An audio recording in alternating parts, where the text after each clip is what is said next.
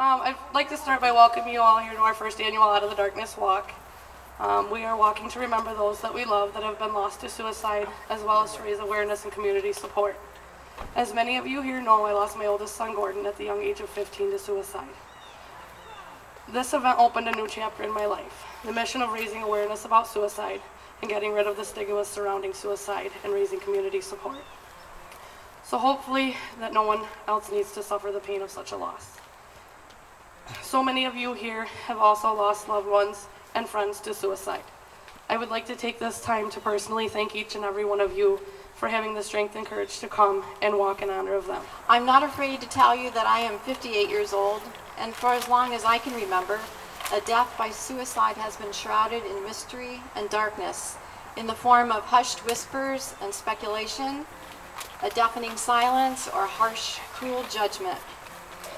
We acknowledge that suicide has ripped good people from our families and communities and has forced those left behind, the grieving survivors, to suffer the shame and blame that our society tends to bestow upon them. We also acknowledge that suicide survivors are often mistakenly convinced that they are personally responsible for their loved one's suicide. We acknowledge that too many of us know too little about anxiety, depression, suicide, and suicide prevention. We understand that knowledge gives us self-confidence and empowerment, and just as CPR has saved countless lives, so too can awareness and prevention of suicide. I am here today because on February 22nd, 2008, my 22-year-old son, Jeffrey Douglas Fagan, shot and killed himself in California. That made me a suicide survivor. My future and who I am changed forever that day. I have a list of personal truths that I turn to for comfort when my thoughts and visions become very dark and I cannot sleep, or whenever I need a moment's peace.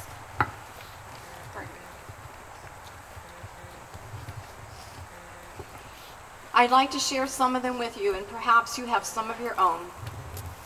I believe Jeff is in heaven and has been given new life and is healthy and happy once again. I believe Jeff loves me, knows I love him too, and has forgiven me for the things that I might have said or didn't say, and the things I did or didn't do that hurt him. I believe Jeff knows that my mind and heart are open to receiving his messages and signs, that he watches over me and participates in my life in ways I cannot comprehend, and I believe Jeff and I will see each other again. In conclusion, there is nothing about suicide that can be sugar-coated. It is real, it is catastrophic, and it is ugly. It is now 3.5 years since Jeff's suicide, and I am still alive. Remarkably, I am aware that there are threads of hope weaving their way across the holes in my broken heart. I believe this is referred to as healing, and hope strengthens my wounded spirit. I am hopeful that you will find some comfort and hope here today. So won't you please join me and take a step forward out of the darkness. Thank you.